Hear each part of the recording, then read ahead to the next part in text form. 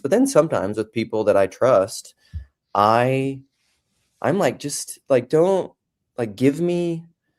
Sam knows a lot about this stuff, and he's sharp, and he studies it a lot. And so sometimes it's also fun to tell him, like, let me have it. Just give it to me. Don't play easy. Like, let's just, And we all know how run much free.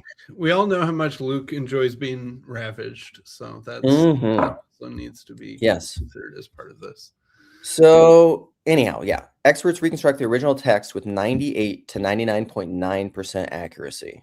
Yeah, I mean that's the big thing is that, like you said, almost all textual variants are in the category of we actually know what the original manuscript said. These are just later manuscripts that are typos or copying errors, and we have very good, scientific manuscript evidence for what the original said, because most of the early manuscripts agree. So you can just ignore the vast majority as like obvious mistakes that later people made.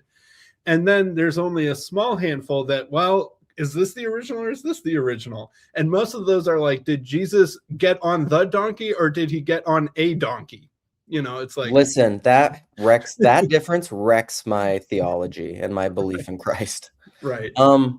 Yeah, only a small handful are theologically significant, and then only a tiny handful, maybe like I can think of like 6 that are like Christologically significant manuscript variants. Right. And that's what's, this is stuff that evangelical apologetics Christian nerds, like, this is standard information. Like, most people know this, but there's the popular discourse out there. Like, Rogan will say this kind of thing all the time. He's just like, it was written down and then copied and copied and copied. So he'll say simultaneously that. So how can we know what the original was and what they really thought? And I'm like, dude, this is you must know nothing about textual criticism, because like this isn't even a debate among the experts. Right. Like Bart Ehrman would agree with everything we just said. Right.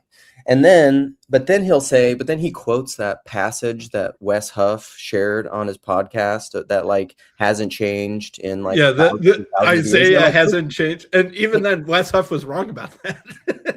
There have been tons of videos debunking Wes Huff. Well, I don't follow Wes Huff, and I don't tend to follow apologetics because that's just not the space I'm in anyhow. So I don't want to use. We can talk about being in spaces and apologetics and stuff like that. First thing I want to notice is you're not in your basement. That's nice. Incorrect.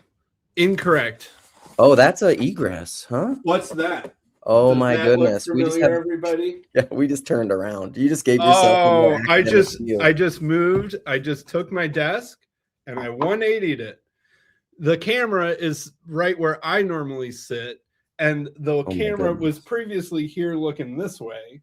And I'm like, I could make myself a little bit more professional, because this is the same window. You know how there's always a window over my shoulder? Yeah. Same window. Well, Seabacks would be proud. We're taking little baby steps toward professionalism. Like, look at this. It's my bookshelves. Honestly, these bookshelves didn't need to move. Right, I've always had bookshelves in my basement. I just need to spin around. What is that, Harry Potter? It is Harry Potter. I love Harry Potter. I've had two podcast episodes about Harry Potter specifically, right? And this is the same globe. If you want, I could get an inflatable bouncy toy and set it over here. If that should I just listen, let's contrast more. Jason said Sam just did that to make me look like a fool. I don't think Sam needs to do anything to make me look like a fool. I mean, seriously. No, yeah, you do that for yourself. Okay. I'm just going to give you the floor to say what you want to say. You can talk about John 1:18, or you can just go into what you were wanting to share. We can talk about John 1:18 as a perfectly fine place to start. Okay. Let me take this down. I want to put in the lexicon. Yeah. Or if first, let's see here. Yeah.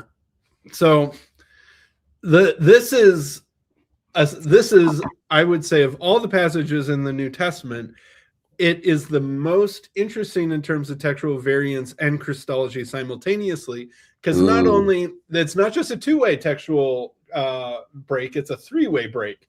There are 3 early possibilities for this verse. And It could be one of the very few times where Jesus is directly called God, or it could very strongly distinguish Jesus from God, depending on which adventure you pick. So Oh man. It's that's like why. God in his own wisdom and divine revelation wanted this to be a saucy text for you and I on this very day. Or that some people were just meddling with it because they didn't like what it said originally. All right. Could So be.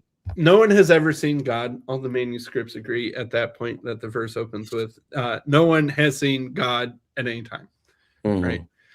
And then the Because he can't. He's spirit. How could you see him? He's pure spirit. Well, and then this gets to the next question is how can you see Jesus if Jesus is God or not, right? If you Don't can't give me that egalitarian Trinitarian nonsense. We don't even have to bring that into the conversation. Okay, so no one has seen God at any time. And then it says the only begotten question mark. Right. Oh. Okay, so in some I don't see a question mark. Well, Bible Hub doesn't have it here, but Okay. it says the only begotten Son in many early manuscripts. Yeah, In some early manuscripts, it says I the think only begotten God. that's Right. the ESV 2025, I think. The only Right. Son. So the only begotten God shows up in the Alexandrian manuscripts, which are actually, we have earlier examples of those than the other ones. So one reason why people will keep only begotten God is because the earliest copy that we have has that. But things also just preserve better in Egypt. That's also just known as like almost all of our earliest manuscripts for everything are from Egypt because they wrote lots of stuff down and stuff just lasts. Papyrus just lasts better in the dry Egyptian desert. So it's not surprising that our earliest manuscripts are the Alexandrian tradition. But here's the thing: is Jesus a begotten God? Because then you would have no one has ever seen God, the only begotten God. You've got two gods. Right. And this manuscript tradition, I don't think that people realize is that a proto-Aryan theology. Right. This is the Aryan theology of the 200s AD of like Origen and those sorts of people in Alexandria is that there's an unseen God and then there is a begotten God, an unbegotten God and a begotten God. And so no one has ever seen God, the only begotten God, who is at the Father's bosom, right? All manuscripts agree that the next clause is at the Father's bosom. He has explained him. And then the cool word for explained is exegosato, which is actually exegete. Yeah. Right. He exegetes, he interprets, he teaches about, he makes clear, etc. Some will say, he has made him known, shown the way, or something like declared him, right? But it's like it has a teaching and an explaining and an interpretive meaning to that word. Now, there's a third manuscript tradition that says no one has ever seen God, the only begotten Son, who is God. He is at the Father's bosom and he makes him known. Like if you look at NIV, can you pull up the NIV? Yeah.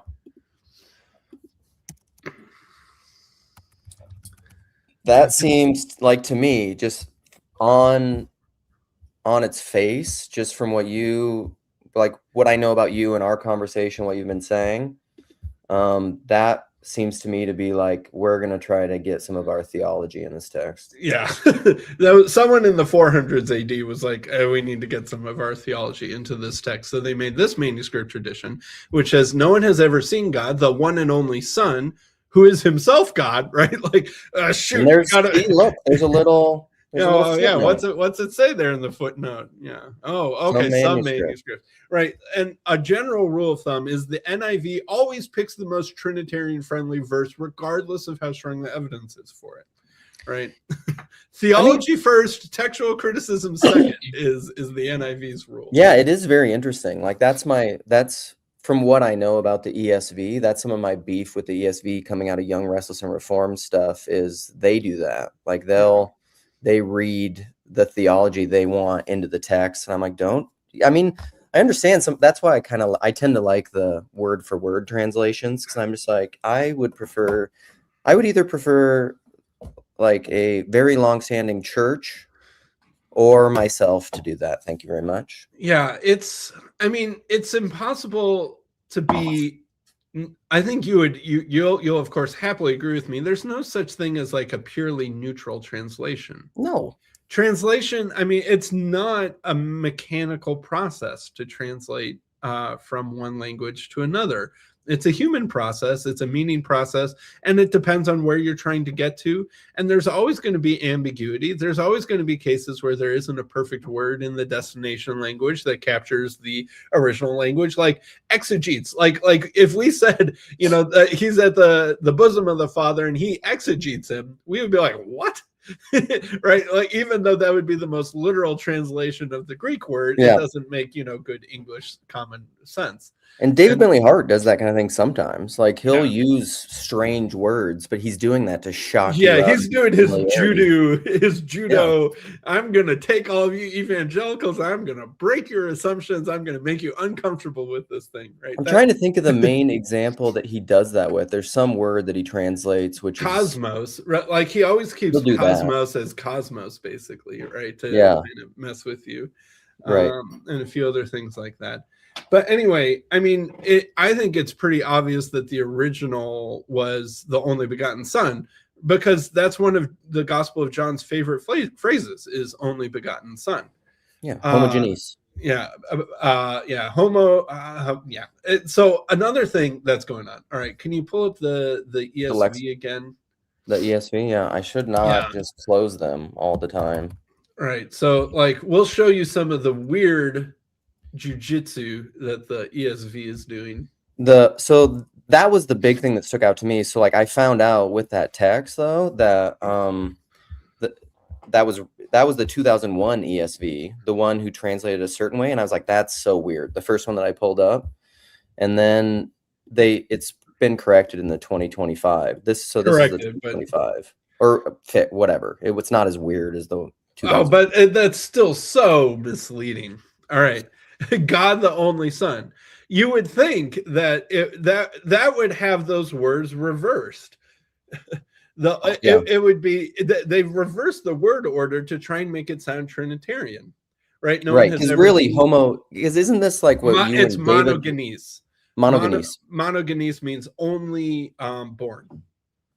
Oh, right? Monogenes. Yeah, that's what it was. Sorry, I didn't say homo, but that's what it is in the lexicon. But isn't that what you and David Bentley, or what you asked David about?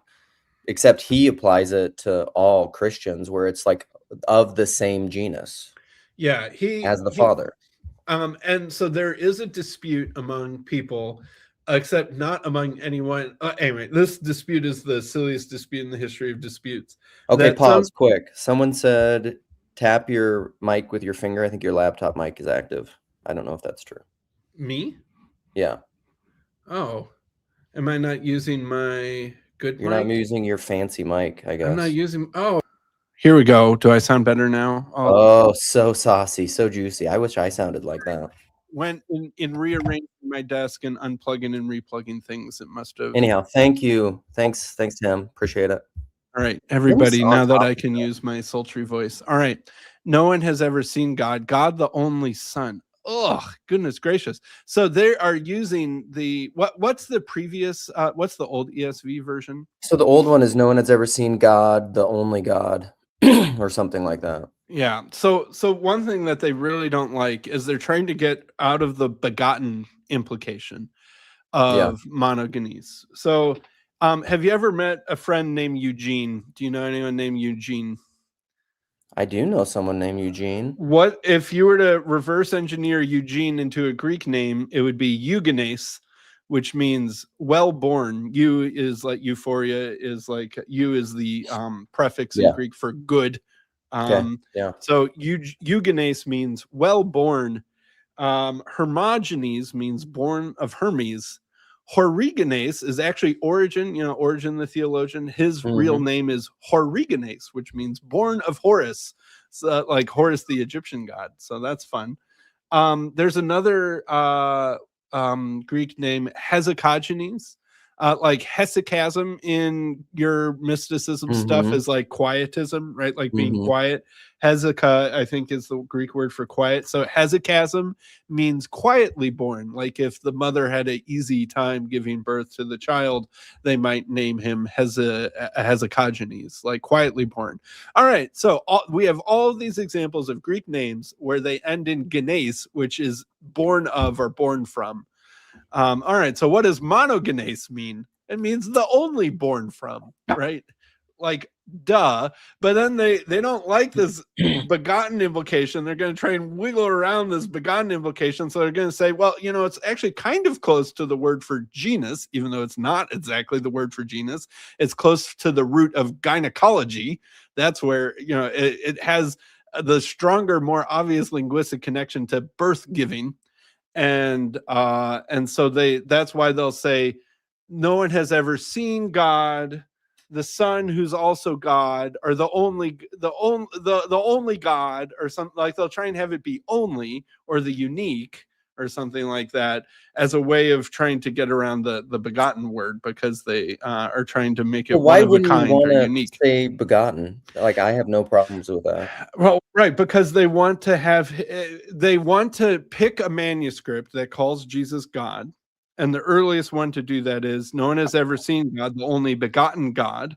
But they don't like that, because then you've got an unseen God and a begotten God. You've got two gods, which is what was originally meant by the people who made that tradition. So then instead of there being a begotten God, there's a unique God. So no one has ever seen God, the one and only God, who's at the Father's side. So it sounds less like there's two gods going on. So that's why they're getting around the begotten part.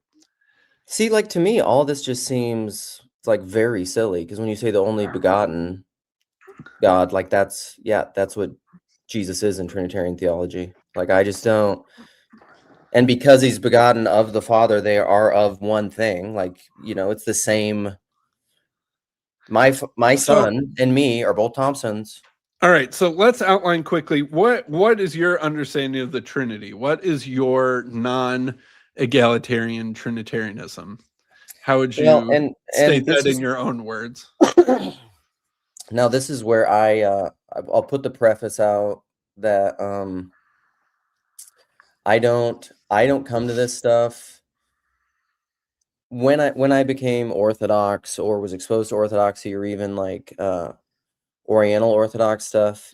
All of that made a lot more sense to me when I understood that language, and I was like, yeah, well, that makes sense. That's kind of how I understand it, and I come at these things very philosophically. So, which I don't think it's just an admission. Like, I don't think you can exegete that. We talked about this stuff from the text really clearly, like, and that doesn't bother me at all. I Yeah. don't have sola scriptura convictions, and so, like, my understanding of the Trinity is something like, I'll just try wing it.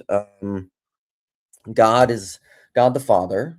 So I would be classically, I think, a monarchical Trinitarian, where you're not saying like they're all the same in some kind of way that doesn't make sense, because you can't have three that are like one, identically one, because then if they're exactly identical, then they aren't really three. It's just one thing, and like different. It would be like replicants or something. I don't think that's what the Trinity is. Um, there's God the Father, who I don't know, and this is where like Lord of Spirits would say like the scriptures will talk about him having a body and stuff. I don't really understand that. God is pure spirit, and being unable to see is like he's beyond any sort of category, bodied, unbodied. He is totally other, like unseeable, indescribable, uncontainable, like all those hymns talk about, utterly other, but the source of all things, from which everything comes. James says the Father of all lights, who doesn't change like shifting shadows. That's God the Father. And then God the Son is the one who is, like Orthodox, we always say like eternally begotten. And so like he was begotten eternally before all ages. So was not begotten in time. So the Son precedes time, but then also like the thing that's complicated about that, and then he's bodied. I don't really believe in the logos asarkos. It doesn't make a lot of sense to me. I don't know if that's like a Jensen thing, where because we've talked about that, where there was like an ethereal spirit form of Jesus who then decided and willed in time to become incarnate. That's not the way I would understand it. I would understand it much more like eternally begotten, but yet again beyond all categories of in time and out of time. So like in a Saint Maximus way, Jesus was incarnate and the center of time is the cross. And so like just because he's in time does not mean that he's not also outside of time, because he's also fully God of fully God. But Jesus is just the God the Son is the member of the Trinity who is both in and outside of time, and then therefore God the Father is in Christ. And the Trinity is a lot harder for me. I don't really know, because it's this the clearest thing, like even in doing the grok, because we were talking about privately in our group chat, and I think orthodoxy would say this classically, is like the baptism of Jesus is seen with like the three distinct members of the Trinity, where it's like the Father is unseen in the heavens, the Son is being baptized, and the descension of the dove is the third thing. And of course, like that's not like obvious. It's not propositionally laid out there, but they would point to that as like these are the three things. We've talked often like the Spirit to me is like the breath or the energy of God. Exactly how that is technically considered to be a person or something, I just like that's beyond my. I'm not even gonna try. I don't Right. like, to me that doesn't, I don't care So that. just know that you're exempt from most of what I'm going to criticize. Okay, great. Perfect. I think you know that. Like honestly, at that point we're splitting hairs on a few things. Well, I've always said that, Sam. Whenever we talked about this, I don't think we're that far. I don't think you and I are that far apart. Holy Spirit is something like the breath or energy of God. Sounds great. The Son, like in some sense, God, there's the eternal truth of Jesus. And then in some sense, there's the in time truth of Jesus. And they're connected somehow. But Right. those things don't matter to me. Like I think the time thing is something that people get so stuck up on. Right. And I'm just like, we even know from physics and science that like it's relative. Time is relative. So like when you're thinking about linearly of like when he incarnated, I'm like, you're already way off base. Right. And so, but there isn't some spirit being that decides to come down. That's Jesus. No, to me that's just like, that's not even a smart thing to try to say. Right. All right. So, but yet at the same time, my goodness, I'm going to like Lutheran Christmas Eve services. Do you mind putting my screen up? And so I'm at my, Lutheran Christmas Eve service. I don't go to a Lutheran church regularly. My in-laws are Lutheran. And so on Christmas Eve, I was at my in-laws Lutheran church. And the number of times where they talk about, condescension and the Son of God willingly becoming a baby on our behalf, it's like there was like 20 times in like a 1 hour service where we're, hammering on that, and how gracious and self-humiliating that was for him to leave the nice comfortable place and come down here to the icky uncomfortable place, and yada yada yada. All right, this is Acts 2. This is Pentecost. Peter has just been filled with the Holy Spirit. They're speaking in tongues, right? And people are making fun of them for being drunk. And Peter says that men of Judah. So, like, if there has ever been someone who has been filled with the Holy Spirit, it's Peter on Pentecost. I think we could agree that no one has ever been as surely filled with the Holy Spirit as Peter right after this moment, where he's standing up in the temple court at Well, maybe Pentecost. Jesus at his baptism. Well, Yeah. Jesus, yeah, okay, fine. Jesus was filled with the Holy Spirit too. Yeah. Next to that, this is up there. Yeah, This is up there at moments where people have been filled with the Holy Spirit. All right, men of Judah, all who dwell in Jerusalem, let this be known to you and give ears to my words. For these people are not drunk as you suppose, since it is only the third hour of the day. But this is what was uttered through the prophet Joel, blah, blah, blah, quote from the prophet Joel. Men of Israel, hear these words. Jesus of Nazareth, a man attested to you by God with mighty works and wonders and signs that God did through him in your midst, as you yourselves know. This Jesus delivered up according to the definitive plan and foreknowledge of God, right? We've got these two layers of time going on. Like, what's this definitive plan and foreknowledge of God, right? That's like that sort of, in some sense, all of this has already been written. In some sense, this is already kind of true eternally in God's foreknowledge or mind, right? That's sort Yeah. of what you were talking about. Yeah. All right. Delivered up according to the definitive plan and foreknowledge of God, you crucified and killed by the hands of lawless men. The lawless men is, that's not quite the right interpretation. It's men who don't follow the law of Moses, right? It's Gentiles, right? Lawless men sounds like, I don't know, brigands or Right. like Right. criminals running around, Yes. outlaws, Yeah. right? But lawless men means Gentiles. God raised him up, loosing the pangs of death, because it was not possible for him to be held by it. All right, so here we are. This is like the first time you could say that someone's preaching the gospel, quote unquote. Although I'd love to have another conversation, or maybe sometime in this conversation, about what the word gospel means and how the Gospel Coalition people have a very peculiar definition of the word. Agreed. Yeah. Gospel, but I think you and It's I the would. gospel as propositional tyranny. It's the gospel as individualized, penal substitutionary atonement induced personal transformation. That's caught up in a narrative structure that's like this very like it's this screed that I can say. Yeah. Anyway. Yeah, it's the Jesus prayer and accepting Jesus into your heart, and then you're changed. That's the gospel, right? Like presenting the gospel means presenting that. Even though when you look at how the word gospel is used in the New Testament, it's almost always the gospel of the kingdom, or the gospel of the kingdom of God, or the gospel of the kingdom of heaven, right? And those two concepts are inextricably linked. And in the Gospel Coalition definition of the gospel, there is no kingdom of heaven, right? There is no kingdom associated with the gospel. It's a personal belief transformation. Well, they would maybe say, I get your point. Yeah. Anyhow, keep going. Right. And I'm not saying even that they aren't, what they're pointing at isn't some subset of the larger definition of gospel. But if you take a part of the thing and blow it up to be the whole thing, that can be so distortionary that it's no longer true, even if the part that you're pointing at isn't necessarily false, right?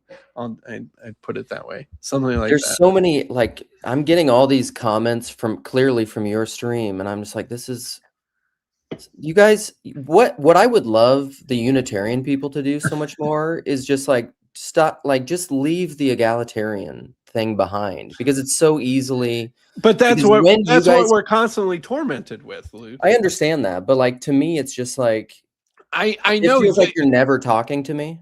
Right, but that's probably because we aren't talking to you.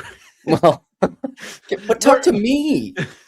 We're talking to the people who are kicking us out of churches. We're talking to the people who make the lion's share of the YouTube videos condemning us and that sort of thing. Yeah.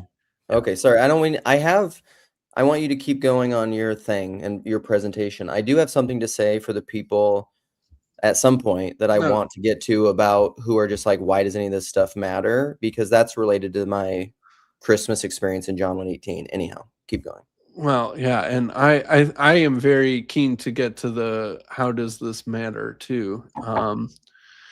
So anyway, my main point is like a lot of ink has been spilled by Trinitarian apologists how Jesus's miracles show that he's God.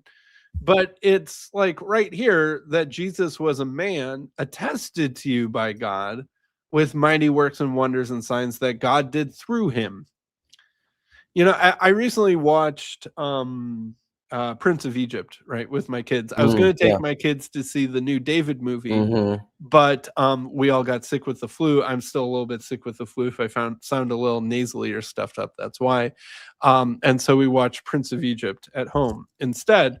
And like, it would be so easy to use the same arguments that, say, Wes Huff and friends use to try and argue that Jesus is God, to argue that Moses is God, right? Like, Jesus walked on the water. Only God can calm the waters. So therefore, Jesus is God.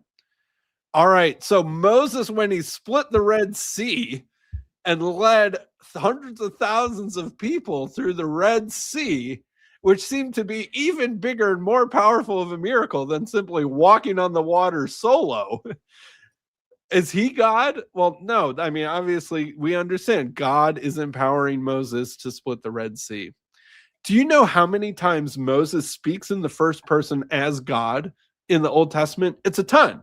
Right? He goes to the people of Israel. Hear, people of Israel, I, the Lord your God, I who rescued you out of Egypt, I who led you out of the slavery of the Egyptians, yada, yada, yada, yada, yada, right? Like the number of times where Moses will say, I am the Lord your God, right? And it's, you know, it's the full tetragrammaton in Hebrew, right? You could find hundreds of times where Moses claims to be the God of the Israelites, except we all understand he's not claiming to be the God of the Israelites. He's speaking as God, because that's what prophets do. They give their voice over to God and God speaks through them. And so when they're talking, it's not Moses that you're hearing from, it's God that you're hearing from through Moses, right? It's could a Unitarian or a Jew pan Moses in the same way they do egalitarian Trinitarians of just like, how can there be two if there's one? Oh, sure. Same problem. Right. So anyway, it would be so much. And also, I'm pretty sure the Bible calls Moses God more often than it calls Jesus God. Like God says, I will make you God to Pharaoh. And the word there is God. It says, another, like Jacob says, probably the easiest way to translate that into English would be, I will make you Pharaoh's God. Like God says that to Moses. But what he's saying is that you are as if I am there to Pharaoh, right? Pharaoh's representation of God is Moses. And so you are, in a sense, God to Pharaoh, or Pharaoh's mini version of God. I will make you God to Aaron, you know, blah, blah, blah, blah, blah. And we are all gods. Behold, you are gods. Exactly, right. So the number of times where Moses is called God is actually greater than the number of times where Jesus is called God, probably, if you ignore these textual variants that people keep trying to mess with. And so all those kinds of things. But I don't know, Luke. I like, you know, you said, what if you really come at me? What if you take the gloves off? I've been feeling a little, I don't know how to say this, like lacking some of my usual enthusiasm for the subject recently. Which probably feels weird. It feels weird. You've been so invested in it for so long. And it's not because I'm like losing conviction, I'd say. It's almost because my conviction is more clear that I almost am starting to find it a little boring or something like that. Like, and my main purpose for being on YouTube has always been, and you can see this in my first interview with PVK, you can see it in my first like channel introductory videos and stuff like that. My main goal has never to just destroy the Trinity with facts and logic, or to be a straight out, you know, guns blazing Unitarian apologist. That's never been my goal. My goal has always been to try and bridge the divide and heal disunity between Unitarians and Trinitarians. And part of that is, you know, making my case and making sure that I have answers to questions from the other side and stuff like that. But I think I bet some people notice it, but maybe some people haven't realized, like, I don't spend a lot of time telling people to become Unitarians. You know, like I don't, I don't spend a lot of time trying to, like, you know, like be just a straightforward switch teams, join my teams. Here's how you join my team. Here's why you should switch teams. Right. I Although you're almost very convicted about your own positions. Yeah. I'm very convicted about my own positions, but I basically have never said that. You know, the number of times where Hank will tell me to become Catholic, compare that to the number of times where I've told Hank to become Unitarian. And it would be obvious how lopsided it is. Well, he's a Western right evangelical. Yeah, he's a Wheaton right evangelical. Yeah. And he goes to a Catholic church that's in Wheaton, Illinois, that's full of people as evangelical as he is. And so, because I think that the reason why I'm not so hardcore on that is because I feel like I would be inviting people into a world of suffering, and that it is really no fun being a Unitarian. And that most of my apologetic energy is trying to make life easier for Unitarians, not trying to make people's lives harder by converting them to Unitarianism. Do you think if Unitarians were not if they were more accepted as part of the conversation, Even if we got treated like the way the annihilationists get treated, it would be an entirely different ballgame, right? Like, because there's all really want to be treated like the Universalists get treated. Yeah, fair enough. But I should take that back, because you've had a rough story related to annihilationism. But that we talked about that too, though. That whole conversation has shifted. At some point, it's like that whole Gavin thing. To a little aside, I want to get back to what you're talking about because I think it's very important, and I think it's going to get to what I wanted to say too. I feel like somehow at some point, and that's how these things work, right? The seed goes in, or it's a ferment, or something happens, then all of a sudden the landscape has shifted. Where like now it's okay to talk about annihilationism. I think a lot of people have become convinced of that view, and whether people consciously or unconsciously realize that, they're like, oh, we have to address this as if it's a tenable thing.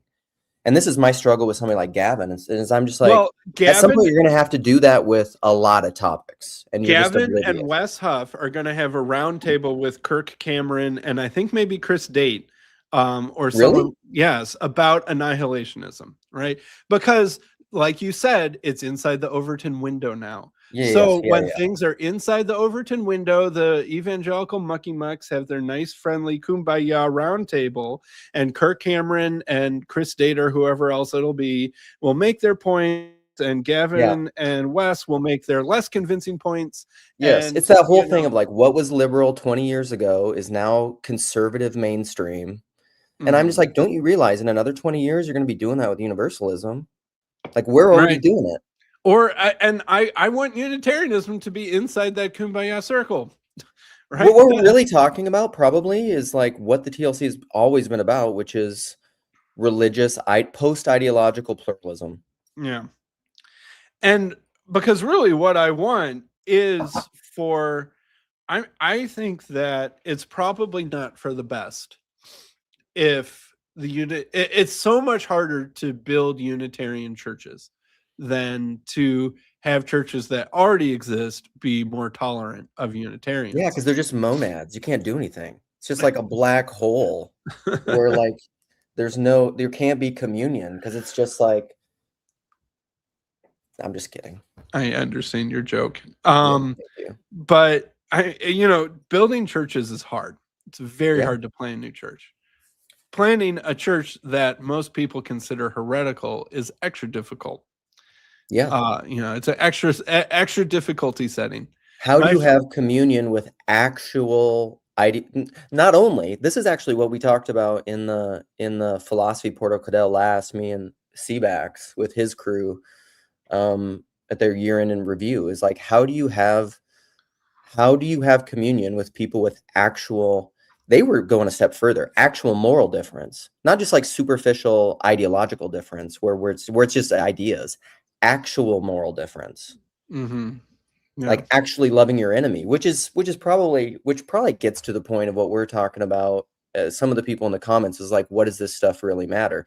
Because at the end of the day, that was my question, just to go on a little riff, but it's related myself, is so like this John 1:18 thing, I read this Christmas Day, and I was just like, this makes no sense. And then I wanted to start talking to people about it because, or the pastor or someone, and I was saying like, because this doesn't make any sense theologically, because all those people there, they're professing the creed, they're saying all these things, but I'm like, you don't know how it relates even to this text. And so I'm like, do you actually care about the creed then and the things that you're saying that you care about? Because you're somewhat, you are like, it's sincerity culture unconscious. Like they haven't even gotten to the authenticity phase of like, what am I thinking about this? Does it relate to Yeah. this? Do I really believe it? Is there a difference between thinking you should believe something and actually believing it? So then I think that's a lot of people in the comments of people who, whether it's politics, whether it's theology, whether it's anything, and we have these really intense debates about what these things mean. And I think a lot of people are at the end of the day, like, and this is what I came away with at Christmas. If what you really believe at the end of the day is that you should be a good person and you should follow the two greatest commandments, as Jesus said, love the Lord your God with all your heart, soul, mind, and strength, and love your neighbor as yourself, and love everyone up to and including your enemy. If that's what we're really talking about, if that's all of the law and the prophets, then this is really just kind of like a slightly autistic-y nerd club about like Dungeons and Dragons, and we just need to love people. And then it can just be a distraction. And I admit all that. Like, that's fine. I mean, I don't, being Orthodox, I don't want to just like throw everything out because all of that tradition, I can't just say like, well, whatever. Did not all the debates, they didn't know what they were talking about. It doesn't really matter. Like, it probably does matter, but only if you live it. I mean, that's the whole Rilke thing. Like, that's what a saint is. And like a holy person, a theologian of the church in the East really is it somebody who can academically explain theology? Not at all. It's someone who embodies Christ, Mm-hmm. and so like at the end of the day, I will agree with everybody about that. Like these things can be distracting, but um to bring it all back to what you were saying is, what is the way to have, I don't even know. I think we're on the edge of getting to the place where we can have actual ideological pluralism, like actual tolerance, because we don't politically. I mean, let's not bullshit ourselves. Like, we're so siloed, it's unbelievable. Can we actually have religious pluralism where it's just like we have different convictions about whatever myriad of topics? Can we actually talk about it? I think that's what we've been trying to do in the TLC. That's why you and I are friends. Like what, Yeah. and we've learned probably at the end of the day, like what is the actual difference here? I don't know. I don't know if I could even really explain it that well of what the actual difference is between you and me. Yeah, but you're special. You have an extremely weird and unique understanding of the Trinity that I will say I'm not quite so sure how Trinitarian you are at the end of the day, but that's between you You and have your that with priest David and Bentley God, I Hart too, suppose. right? Oh yeah, I don't think David Bentley Hart is a Trinitarian on paper, but not in reality. Yeah, But that's what he all these things is are. Like right. Chalcedon, like what are we really talking about? Well, and what you said, and I think you and I both know this, that it's a very strange feeling when you sort of realize that you're one of the few people who cares about these things at that level. Right. And that a lot of people in church who will claim to care about these things, they really just care about fitting in and belonging. And they're never going to stick their neck out for something that they think is true that cuts against the grain of the congregation or the church leadership or what have you. Most people are sheep, and that's probably honestly okay and for the best. But like, I know I have a friend who became biblical Unitarian, and he was, really excited to share this with his sister. And they grew up in, call it the Church of Christ or some Baptist or some very biblicistic thing in the South. And he was, expecting his sister to be as excited about it as he was. And after a while, his sister was like, like she never had any better arguments. She never had any better verses, blah, blah, blah, blah, blah. At the end of the day, she was like, well, where's your church? I've got my church. Where's your church? And her motivation wasn't like it was world shattering for him to find out that his sister's main motivation wasn't the truth of the matter, at least as the way it felt like the main motivation to him was, or what the main motivation should be. And that she was like, look, I care about community, and believing what you believe leads away from community. So why would I do that? And she, Don't you think that's a kind of truth commitment? well, yes, I do. I mean, I think that there is a certain kind of truth to it. But what I'm saying is that there, it is the minority of people who will care about the truth in the abstract more than community. Hell yeah, and praise God. Yeah. But yet you're the sort of person who also cares about truth in the abstract and Yeah. will. See, this is the thing. You're complicated, Luke. You're I'm not an complicated. anti-propositionalist. I Right. think they matter. That it's potential. I do think ideas have consequences. I just don't think you should forefront them. Do I spend a lot of time talking about them on YouTube? Yeah, because this is my Dungeons and Dragons. Yeah. But I also think you think it matters more in Dungeons and Dragons. I don't think you just think it's Dungeons and Dragons. Well, they have consequences. I think they have potential. But my problem with identitarians is people think that your ideas are your that's what identitarian is. They think it's what you are now. And I'm like, it's not. This is why we go to therapists. Just because you think you should believe something doesn't mean you actually believe it. This is why we have hypocrisy. Right. This is why do I do the things that I do? That was Jordan Peterson's whole thing, and what like really attracted a certain kind of person. And also I feel like another thing that was interesting about the early days of TLC and early days of IDW is a lot of the leading lights of the IDW were people who had been excommunicated normally from academia or something like that. Basically, they had the moment of, wait a minute, you're saying this, that's wrong. I don't agree with that. And they expected a lot more of their colleagues to be the sort of people who were truth followers. And so all of a sudden it comes time to stand up for truth and no one's next to them. Right. And then they get kicked out, and all these people who they would have expected to stand up for them don't.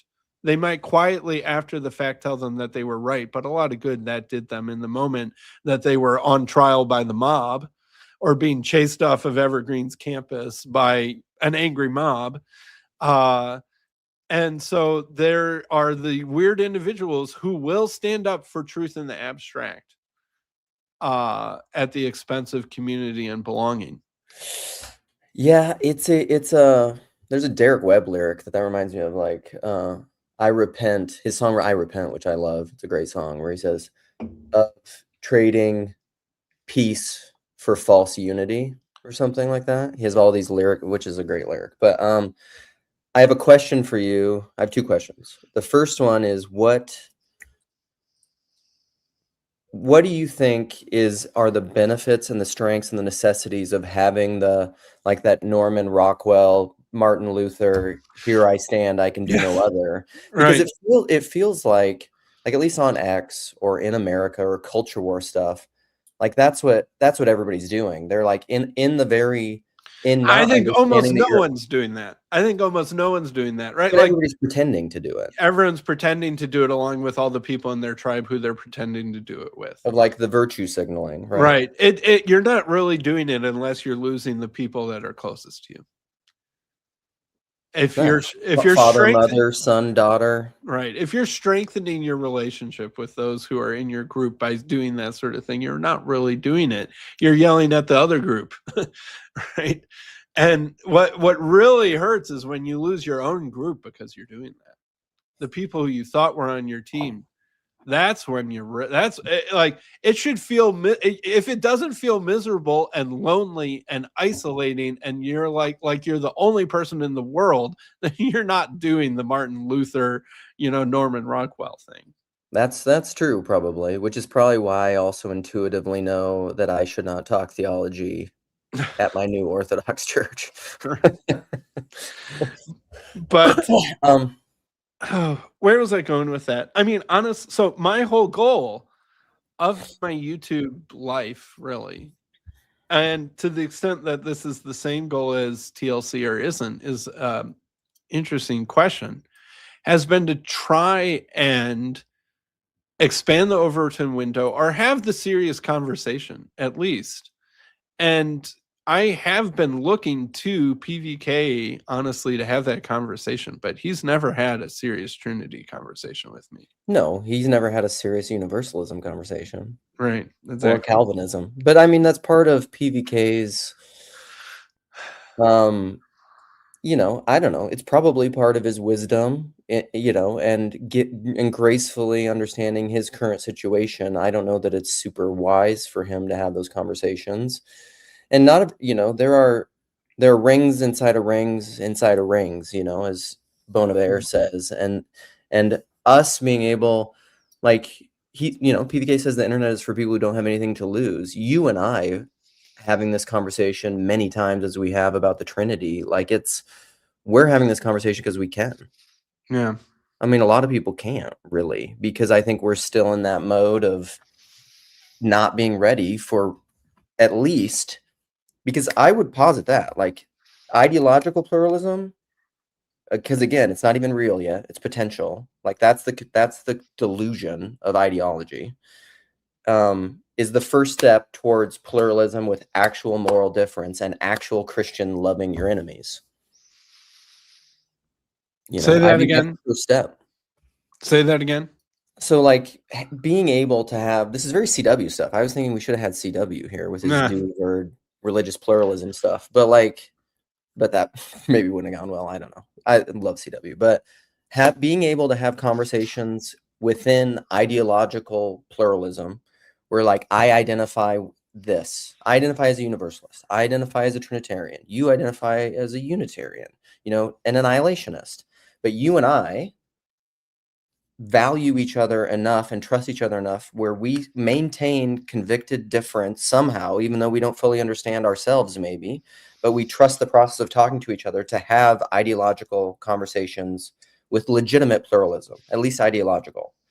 But then I think the further step, the further up and further in for the Christian is like, okay, let's say we figure out at the end of the day, let's just use like the political thing. Let's go crazy and talk about immigration and political.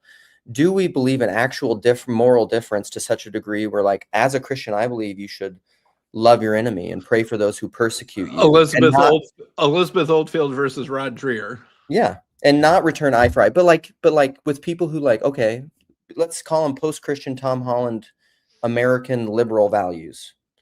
But then what if people come into your country who don't believe that, who are just like, I don't give a shit about your free speech and enemy love. I will kill you and take what's yours. When I get Like, the chance. yeah. How do you love those people? Mm-hmm. You know, and can you? Because I mean, that's the real step. Like, ideological pluralism costs you nothing. Like, or difference. Like, that's the virtue signaling stuff. That doesn't really matter. At the end of the day, it doesn't really, I mean, it costs you, like, I don't know, psychological stuff, and people will kick you out of their group. But like the real moral difference is the hard thing. I mean, I do think that there are some real differences. Like, I think a popular level implication of the Trinity that affects people's own religious lives is, and you know, whatever, not everyone will recognize this, but I see a lot of Trinitarians who basically don't think of Jesus as someone like them. They think of Jesus as someone categorically distinct from them. It's sort of like what I would say an Aslan Christology versus a Harry Potter Christology. Yeah, Like that's a good comparison. Yeah. in C.S. Lewis, Aslan, he's not a person like, you know, Lucy and Susan and Edmund. You know, he is categorically distinct in power and ability, and like it seems categorically impossible that he could do anything wrong. In a way that I actually think is ultimately heretical, because I don't think that understands Christ in me. Like, Right. we are called to be, it's the high priestly prayer. We are I mean, called to be in Christ in the same way as he is in the Father. right. Well, I think that it's heretical, of course, but and that's my point. I think a lot of people, like, I remember one time. This is a funny example. Funny. I don't. This is an interesting example, a spicy example. So I was being trained for a missions trip by a Trinitarian evangelical organization, and basically they said when you're in country X, don't go around talking to prostitutes. Because you're a Western young guy. You might think that you want to try and save those prostitutes. Don't. If you go around talking to the prostitutes, we're going to send you home. Right? Leave that for the professionals. Don't you go talking to the prostitutes. Wow, that's intense. Yeah. Right. And you might think that Jesus could talk to prostitutes. Yeah, well, he was God, so he could handle it. You're not God, so you can't. And that right there, right, that example, right, that's the Aslan Christology at work. Yeah. And I'm not saying that young Christian missionaries should it probably is best if they avoid talking to the prostitutes and that they leave that to the professional missionaries who have been there longer. That probably is for the best. But the idea that you shouldn't imitate Jesus because Jesus is God and you're not God, so you can't do everything that he can do, that poison pill right there is, I think, a commonly popularized internalization of the implications of the doctrine of the Trinity. Yeah, also, and it's not biblical. Like, you will do greater things than these. Well, of course, because the Trinity isn't biblical, Luke, but that's... Listen, go after, like, we need to come up with some sort of language so I know when you're going after the, like, easy targets that are saying clearly ridiculous things. I told you that not every Trinitarian would agree with it, but I viewed it as a common popular implication that people have internalized due to Trinitarian teaching. Yes. Okay. Now I want to do some admin stuff. How much time do you have? Should we open it up? I know some people are wanting to open it up. I don't know if not yet. Okay. I've got a couple more. Okay. So my whole point is, like, look, I remember Grim Grizz said, I don't know, not too long ago, like, why are you guys arguing about theology when the evil bad people are raping children? Yeah, and we should be playing paintball for Jesus. Yeah. Right. We should be focused on trying to stop people from raping the children and not quibbling about theology. Why are we still talking about this stuff? And that's sort of, like, why does this matter, right? Are we just playing theological Dungeons and Dragons? And I don't think so. I mean, I'm not saying that we should be like, if you see someone trying to kidnap and sex traffic a child on the street, you should be like, I'm sorry, we haven't agreed on transubstantiation yet, so I can't help you. Once we get that ironed out, then next time I see that happening, then we will, right. Quick, make the sign of the cross. Right. Which side did you end on? So his point is taken that there are real things going on in the world, but making an organization that has the power to stop child sex trafficking and has the moral wherewithal to do that is going to be based off of all of these theological things, right? Like, to form a true potential. Those are the ideas of the potential that will make that kind of body. Right. To make that sort of body that has the power and ability to actually have impact on an evil thing like that. Yeah. It needs to have the wherewithal and the collective action and unity and finances and organization and strength of conviction and lack of giving into temptation and lack of corruptibility and yada, yada, yada, yada, yada, yada. And all of those things will involve a lot of theologizing to get to the point where you can actually be the sort of thing that can do that, and at an individual and a collective level, right? Because what prevents you from turning into this child sex trafficker, and etc.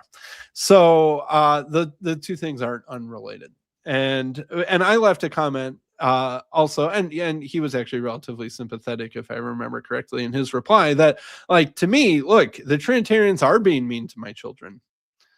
The Trinitarians are kicking my children out of their church or whispering to them about doctrines while they have them in Sunday school. True thing that has happened, right? Like, sometimes that happens in your own family. Yeah, sometimes that does happen in your own family. Not every husband and wife agrees about everything. Sometimes I'm the one whispering when mom's not listening. Except, I'm just kidding, I would never do that. Well, extended families. I don't think my wife is trying to undercut my theology. Families, definitely in extended families. Yes, that's very true. Sorry,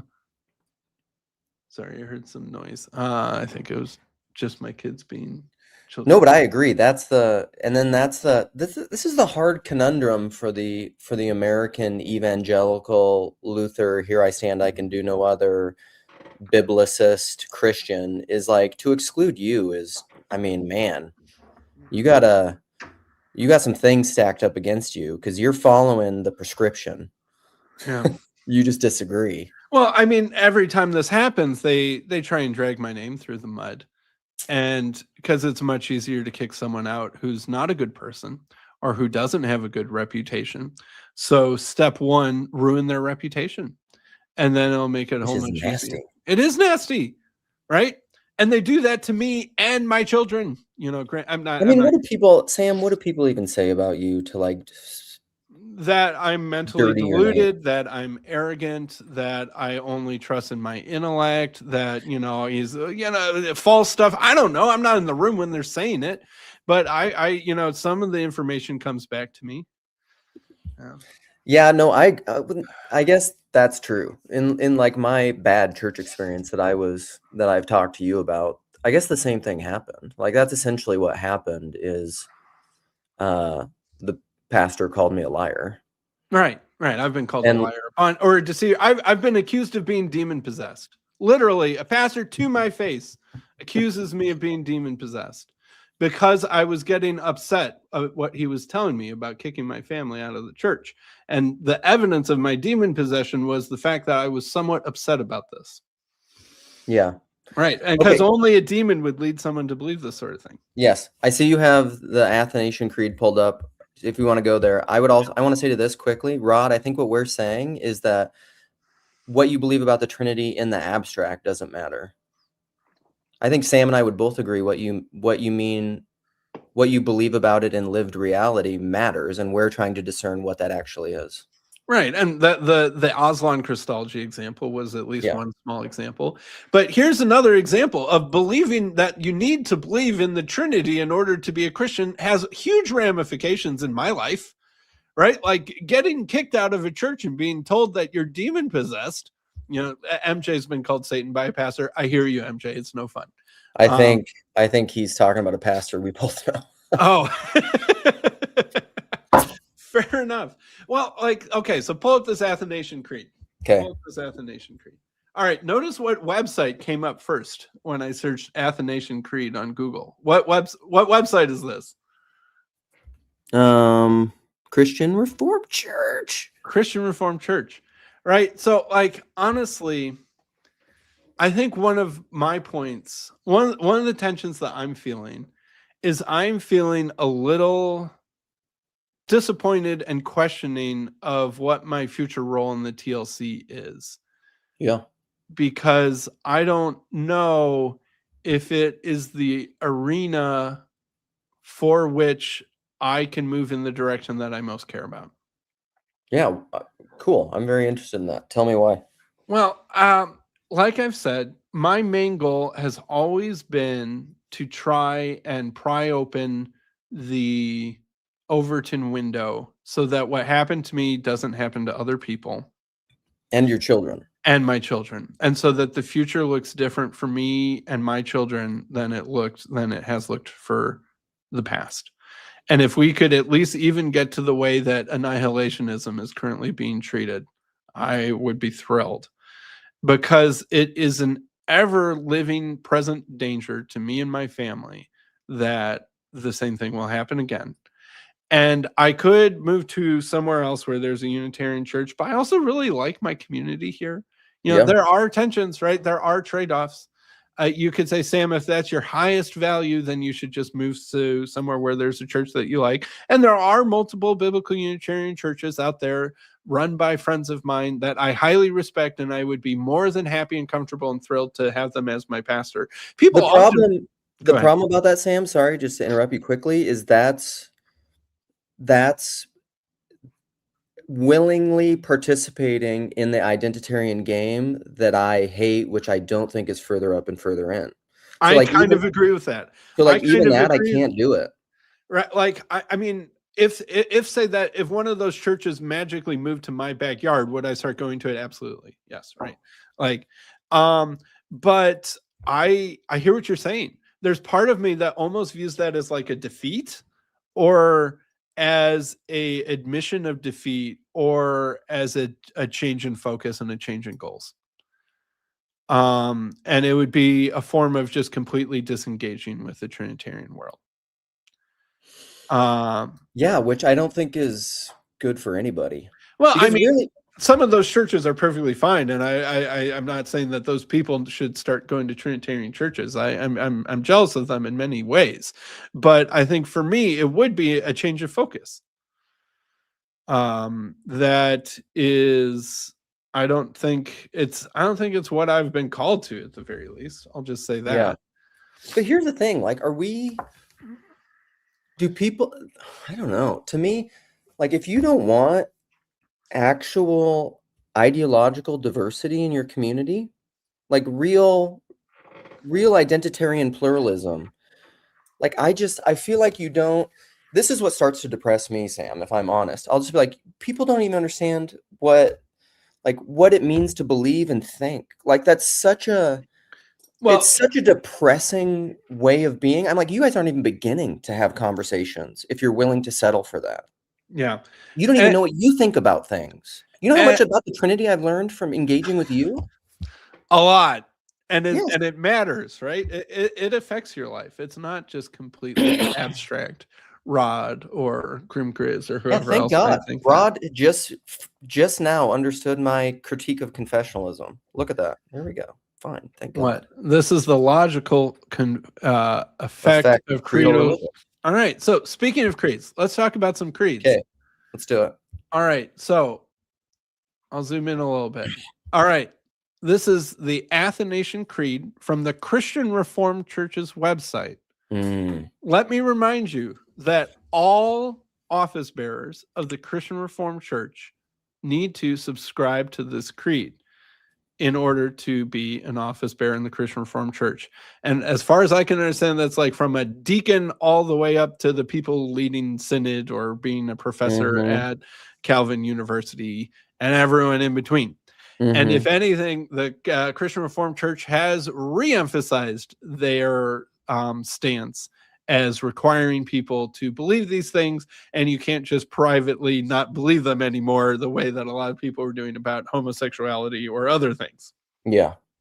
Right. That has been the effect of the past few synods in the Christian Reformed Church, which Paul Vanderklay has been covering for us so well. All right, let's read this one. Whoever desires to be saved should above all hold to the Catholic faith. Anyone who does not keep it whole and unbroken will doubtlessly perish eternally. Now, you and I can both laugh at the phrase perish eternally. That is a oxymoronical phrase, but anyway, moving on. Also, what first conversation I ever had with PBK is I was talking about all the hell stuff, and I mentioned eternal conscious torment, and he was like, I've never heard that phrase in my life. There it is, perish eternally.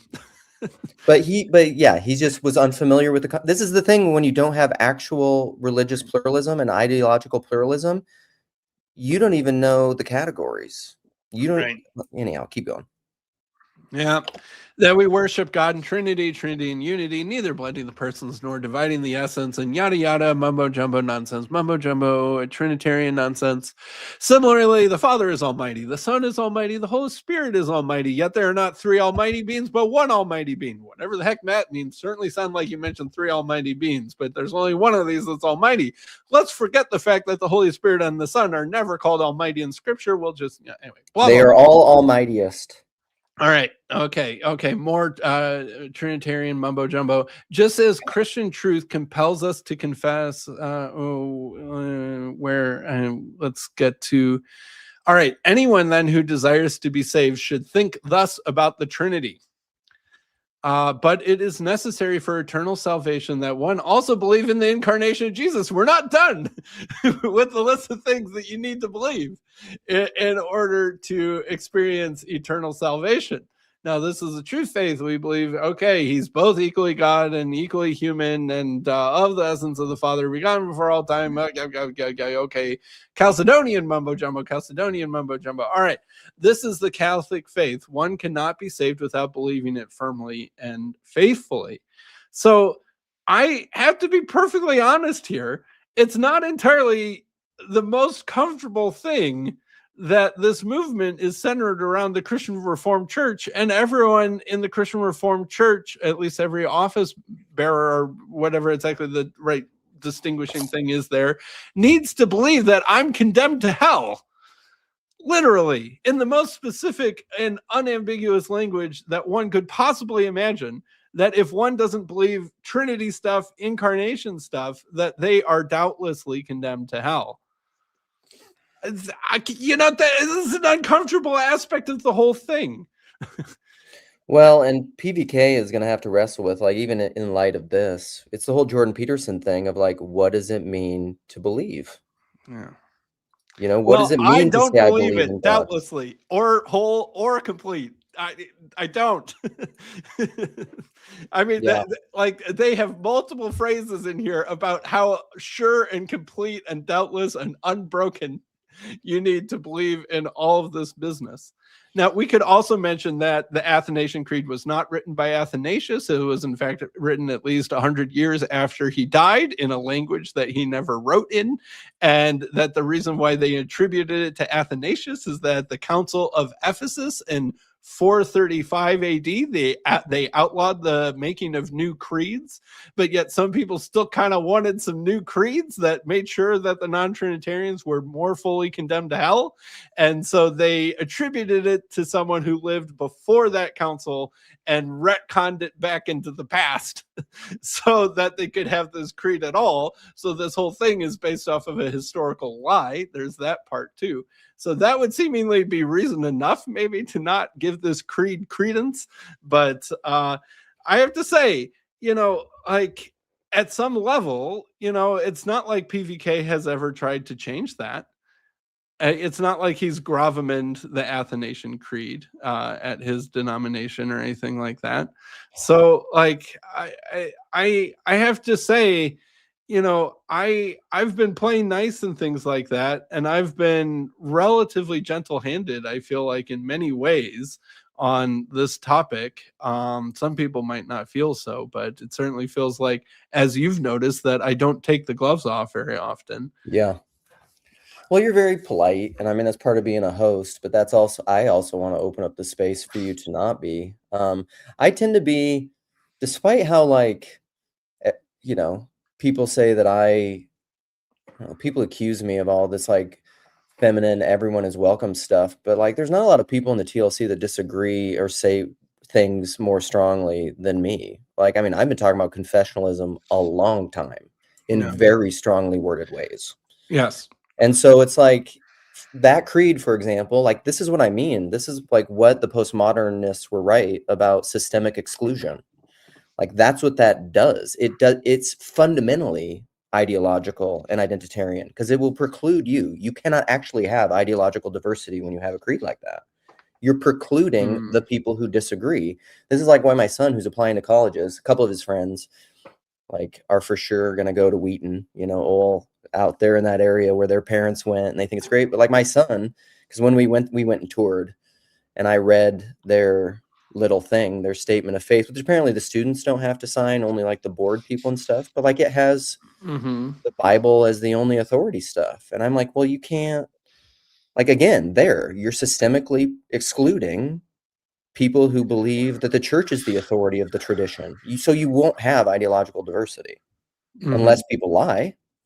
Like that's the problem with these kinds of confessions, no matter how well intended they are, because they don't understand that your propositional assertions of what you think people should believe is only ever the seeds of potential. It doesn't reflect actuality because that's how you act in the world. That's So, Jordan Peterson's whole thing. how do you think a Christian institution should be able to maintain a Christian identity? Well, this is the big intellectually. This is why I love the Peter Rollins kind of Lacanian stuff, or even like the Jordan Wood Maximus stuff of the identity and non-identity. To me, I think Christian identity includes non-identity, the thing that you aren't, the other. It's built in. That's what like Christ, the eternal Tao is. So like when you have a confession, you are necessarily excluding the other. That's what the confession does. To me, Christian identity has to include the other. Because to be a Christian is to lay down your life for your friend up to and including your enemy. Father, forgive them. They know not what they do. That is what it means to be a Christian, not to exclude the other, to include them. Pray for those who persecute you, the Beatitudes. Like Christian identity, that's the goal. That's theosis, that's sainthood. But like our systems of religion do the opposite of that. I mean, which is where people who criticize industrial religion are right. I mean, this is my whole shtick, that I just don't I know. understand why people don't understand. I'm doing my best to understand. Yeah. But all right, so then how do you take communion together? Yeah, that's the part where the rubber really gets down to the road, because we're also in we are, it's the already but not yet.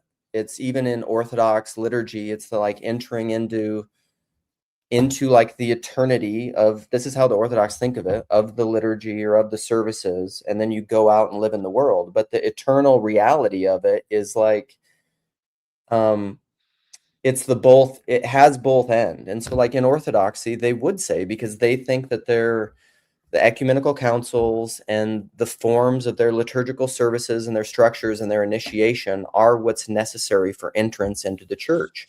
But like I always tell people, you don't actually say the creed. I don't know. This is where I'd Don't have to they ask say it you. every week? Don't you? They do say it, but structurally, until you never say the creed until you're baptized in the church. Like historically, you are baptized, you take, and then you say the creed and you take communion. So actually, like, you would be the part of the service where you say the creed, the catechumens are kicked out historically before you ever say the creed. Yeah, so you're saying that your church would kick me out of the service before it gave me communion.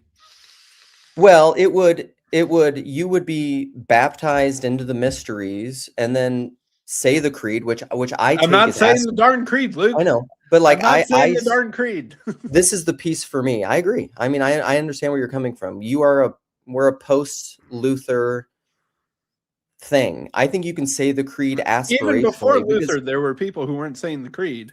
There were people who were upset at the creed, 1,000 years before Luther was ever alive. yeah. I mean, this is what your whole channel is about. Like, it wasn't cemented and agreed upon. So what I think that we've been in this long period of isolated individual thought, equating thought with being mode of being in the world. That's the people saying like, here I stand, I can do no other, when it has nothing to do with their actual life. Like, that's the mode we've been in for a long time. I don't know, some sort of disintegrated hypocrisy. And I think where we need to move toward is where we recognize that these professions that we make are aspirational, and they are hedges around a mystery that we don't pretend to completely understand in a mode of propositional tyranny. Like, when I say the creed, I don't fool myself for a second. I really know what that means. I mean, I don't know. I aspire to know. I don't think anybody else in there knows either. Well, I don't think it was ever designed to be fully. I think it was an obfuscatory compromise from Well, the that's what get-go. you've said many times. Like, Yeah. it evolved to exclude people. Eventually, yeah. Which I don't know. Although at the first stage, at the actual Council of Nicaea, because you don't say the Council of Nicaea's creed, Yeah. at that stage it was more of a vague compromise, Right. Which was like, that was what the word homoousios was originally Right, and supposed the to do. Chalcedonian one nailed it down a lot more. But like, that's what's even funny, because like in Minneapolis, where me and my son a few weeks ago went and served at this Focus food shelf, which is like all Orthodox communities go, and the people who hosted it was a Coptic church. So like, we have a kind of fellowship with the Coptic church. Like, we couldn't go to each other's churches and have communion, but we have a kind of fellowship. I mean, if I were to be so bold, and I think in the eschaton, in the grand working out of things, I think the Copts and the Orthodox and the Oriental Orthodox and the Orthodox will look back on that and say, like, that was an unnecessarily divisive, well, not unnecessarily, that was a divisive thing about language, of which the point was reconciliation, but we had to go through it. and they'll see it as a mistake that God used for his Well, purposes. and I'll say this, and I think you'll probably agree. I think that the whole idea that we were going to have one united church, if we could just get a bunch of church leaders and an emperor together and agree upon a creed, was the problem in the first place. Yeah. Yes. And that's it kept fracturing and fracturing and fracturing and fracturing because there wasn't enough force in the universe to get No. everyone to agree on what the words should And be. this is Chad's whole thing, like the God of your own understanding. Like everyone down to the individual is going to disagree about those things, which is why we have the individualism of America. Like this is where we've gotten. Like that's where that has led. Like I think all that came from the church. I think identitarian came from the church, came from confessionalism. I've said that since day one. Mm-hmm. And now I think part of what we are doing in the TLC, and I think is very symbolically represented by your friendship with me, is we're trying to figure out reconciliation of that. Right. But I also sort of feel like there's a little bit of fatigue in the TLC to talk about these things. You and I are uniquely long attention spanned to talk about some of these doctrinal things. And I think most people don't care about what I have to say about this anymore, quite Well, frankly. So that's part of my exasperation is I feel like, guys, I still have the same problem. And if anything, it's only worse because I have more kids and they're getting older. yep. And that if this isn't going to be the place where people care about to help me with that, then I need to find somewhere else where that I Right. can make some progress on that. Well, and I still have the same problem too, Sam. I'm just at a place of Yeah, I know. peace where I'm just not riling feathers. Right. And at the same level, I don't rile feathers at my own church. I am the quietest, meekest person at my own church. Like people wouldn't believe, like the internet world wouldn't believe how much I keep my head down at my own current church. Oh, I'm sure, but you've been very trained with that, you know. Yeah. You've been in the foxhole for a long time. You're not Yeah. going to stick your head up. Right. I stick my head up on the internet. It's just occasionally the internet world and real life world collide. And that's But yeah. yeah. And that's somewhat where this is a training ground, I think, for people to have actual cross ideological communication, because the like what you think about something is so superficial. Like if you're so arrogant to believe that you think about something is where you actually are, then you're a saint. Like you think you are holy. Yeah. Yeah. That's a good way of saying that. But then there is still the caring about the words while they're in the potential phase that still matters Sure. at some level. Which is the Right. tension I think we're trying to Right. model and walk in, which is very hard as And people just and I'm shoot arrows at us from the comments. right. Oh man. I got a lot of arrows. You and I both Yeah, we both get plenty of arrows. Yeah. Yeah. for our own. Do we want to open it up for a little while? I don't want to go. I would like to Couple more minutes. Okay. More minutes. I'm going to listen to you and go to the bathroom. Was 2025 peak TLC? I don't know. Like who said that? Was it Rod Hare who said that? Sam, go to a nice Episcopalian church. Do you know how often they bring up Trinitarian stuff in an Episcopal liturgy, Rod? I've tried going to an Episcopal. Yeah, but they don't care about any of it, Sam. Oh, but the thing is I care. I'm not going to like recite the Nicene Creed and then take communion right afterwards. Like I know that even though they don't care about it, like all the legacy, like it's even more obvious. Like the Trinitarian stuff is more obvious in an Episcopal liturgy than in a Catholic liturgy, honestly, because of various reasons dating from the 16th and 17th centuries. But so anyway, I think the fatigue is actually due to political discourse, Chad. Well, I agree that politics is perhaps, yes, sucking up too much energy. We love you, Sam. Thank you, Hezi. I love you too. But I like, don't get me wrong, I loved hosting Midwestuary. That was a lot of fun. That was really a special honor to be the person who got to do that.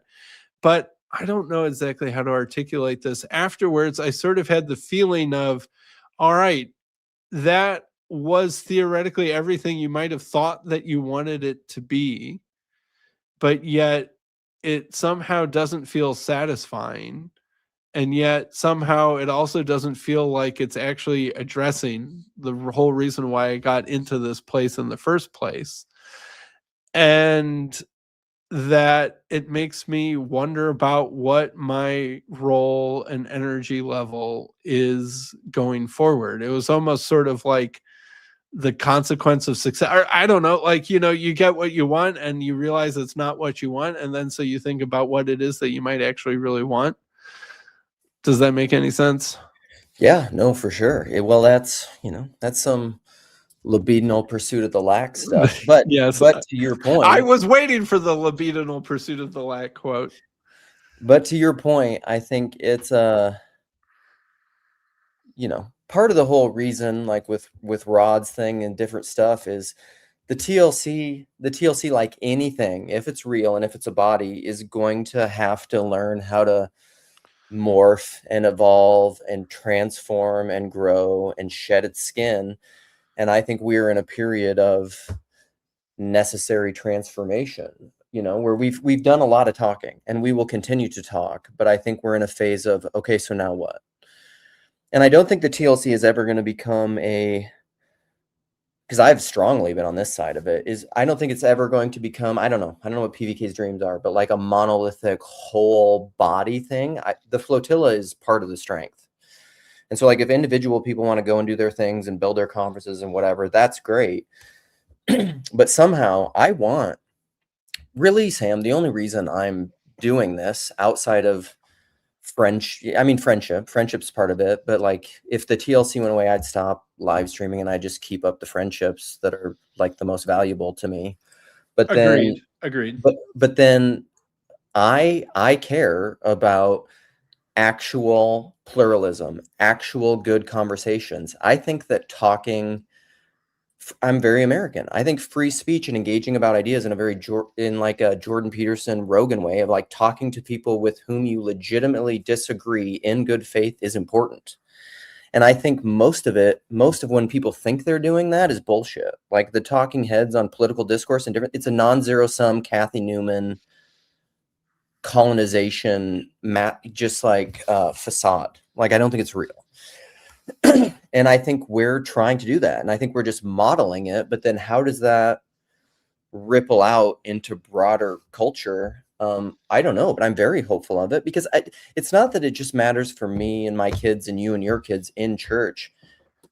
I I think it matters for Western civilization in the world. If we don't learn how to talk to people about things, like it's just all it is power and violence. Like that's really that's the Jordan Peterson thing. It's slave, tyrant, or you work it out through nonviolent stuff. Yeah. So I mean, I think we have to figure out how to do it. And so I hope that's part of what TLC is, I don't know, at least a part of or sowing seeds of or something. Mm-hmm.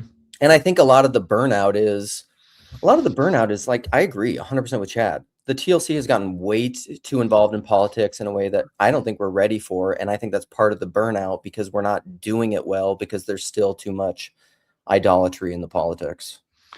Yeah. And I mean, that's also just because politics is taking up more of everybody's attention, right? Like Jordan Peterson originally seemed to be some sort of weird tangential option outside of the political binary.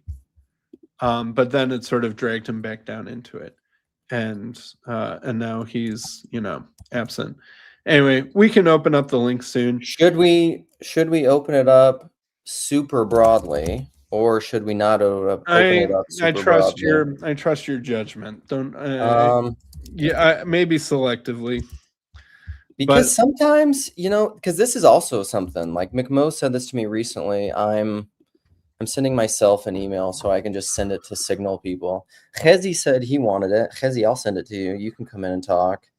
Other friends, how about this? If you have my phone number, you can message me and I will send you the link. If you have my phone number, I might be able to sneak it to you as well. I will send. Well, you have the link, dog. You can send I it to know. whoever you want. I know. So I'm the back door. If you don't have Luke's contact, but you have my contact. Right. Because I don't know. I don't want to get in a big pissy fight with a bunch of people about, like, I don't want to have that conversation today. Yeah, me either. You know, sometimes I've been saying this to people, you know, there are times when I'm gonna open it up to the sea monsters and the people who want to just fight with me, but I don't have to do that every day, and today's not that day. How about that? Yeah. Okay, I'm sending it to some people. Chezi, I'll send it to you. It's gonna be in Signal. I'll send it to whatever, a bunch of people. Chad, why are you calling me, Chad? Chad, yeah, just answer and put him on speaker. Chad?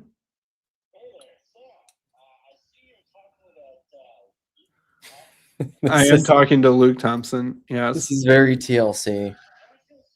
Ridiculous.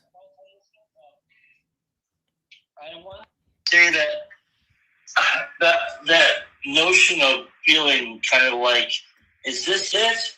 I think that was, you know, especially like a couple weeks after, you know, and I felt like where like more devastating stuff happened actually in the world was kind of like disheartening in a lot of ways. But in some ways, I think it's because like I was trying to say in the comments there, like whatever the work is, whatever that weird phrase is, whatever it is that we're doing, it's never going to feel satisfying, because I think we actually do care about like helping people get connected and worship in the way that, you know, whatever. I'm not really convicted about whatever it is you want to call God or however you want to perceive that. It's not really my thing. But I guess you get more, like I start to feel sad when it's like, man, like there's people falling through the cracks in general. And so, yeah, that's all I want to say. I just wanted to ramble and really show off that I have your phone. You do have my phone number, Chad. All right. Thanks. All right. Okay, I sent it to some friends. They can come in if they want to come in. I came because of the personal touch, Luke. Oh, nice. Okay. Hey, guys. Hey, Hezzy, What's what's up, up? Hezzy? What do you got to say? Now Chad's calling me. This is ridiculous. Chad doesn't. Chad doesn't get the mic. I get. Chad just needs to call me next. First, I want to say, first of all, how important it is. I think that Sam is here, and I think you're doing a tremendous amount of work. I think you're doing God's work, honestly, and that's true to all of you right now. Whether it's Jess discussing Job or Luke talking about personalism or confessionalism, but a few things I wanted to say. One is that it's a question really like you're asking, Sam, which is like, what is it that what does progress look like to you? What is it that you want to see? Is it PVK invites me to my church and I'm getting like the stamp of approval? Is it like what how would you articulate success? That's something to think about. But I would argue that there could be plenty of people that are in the lurk, right? That are over the last 7 years learning how to have an internal dialogue with themselves, how to talk to other people, and we don't know how to cash those checks. But there could be a lonely Unitarian right now that has a completely new look at life right now because of all the work you have done and the confidence that you've shown. So and to show and to model to people what it looks like to honestly get along, because the work of the TLC, the way I see it, is, we're in the age of discernment right now, and there are boundaries are changing, and communities are changing. So you are right that in 10 years and in 20 years from now, things that seem more controversial then will be more mainstream now. But you are the boots on the ground. You're doing that work. It's hard to think about it when you're in the thicket. But looking from the outside, as I often do, being a Jew. You guys are having your own renaissance right now of trying to have this internal Christian conversation, God-seeking conversation, and it's wonderful and it's beautiful, and you should be extremely proud to be in a space like this. And then again, it goes to like, what are the goals, or what does it look like success? I don't know, the mid-Esrei, the fact that you hosted it and all these Trinitarian Christians came and were involved, that's a very big statement. And that wouldn't necessarily be possible 20 years ago. Like, think what that means for your dad to see that you're doing something like that. So I would, you should cut yourself some slack. It's already a success. B, you are correct that you could try to articulate for yourself what is the next phase, right? I've done this for 7 years now. Where do I go from this? At the very least, you could, whether it's making a handbook for the Unitarian, or sharing more of these conversations out there, bringing in people to have part of these conversations. But I would say, and that's what I'm saying, I'm sending you strength, whatever that means, because I think it would be a very big loss if you left. I think you offer a very unique vision, and you are strengthening your own faith. Even the people that disagree with you, you are strengthening their own faith. So I look at it as a net positive, and we shouldn't be in the business of trying to convert other people right now. At least I say this personally. I think we're close enough to the end game, which is right now we want to make sure that we are making room for everyone to stand whether it's the Mahdi or Mashiach or Jesus. Who are we to deny him when he comes? But we want to make sure that, we can't have Abraham looking down at us and seeing all these children fighting constantly. And those are my thoughts. Thanks, Ezzy. That means a lot. Thanks. Yeah, wonderful. We need more Chezi in the corner. I missed you, man. You're such a charitable, beautiful man. All right. Aaron, Rod, Jess, welcome. Thanks. Yeah, nobody talked. I was giving people a second because I don't want to. I don't know. I'm caffeinated with no food. I was just on snowy roads for like an hour taking my kids to school, so I'm a little bit afraid I will not be able to express myself. But Sam, Sam and Luke, I'm really unsettled lately in my spirit about what we're supposed to be doing as Christian people.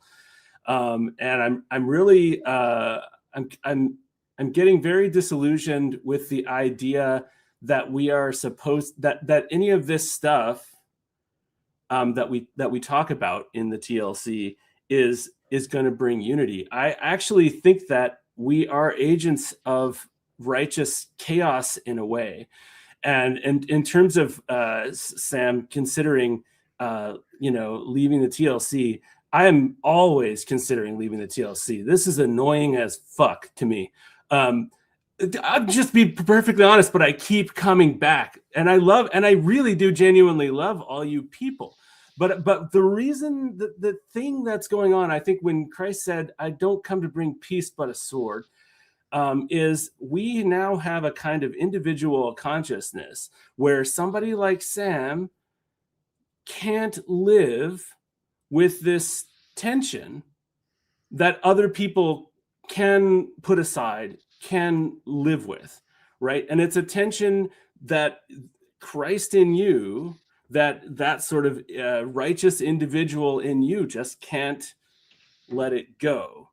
But to defend it is, it would be awesome if it made it nicer for some other Unitarians and all that.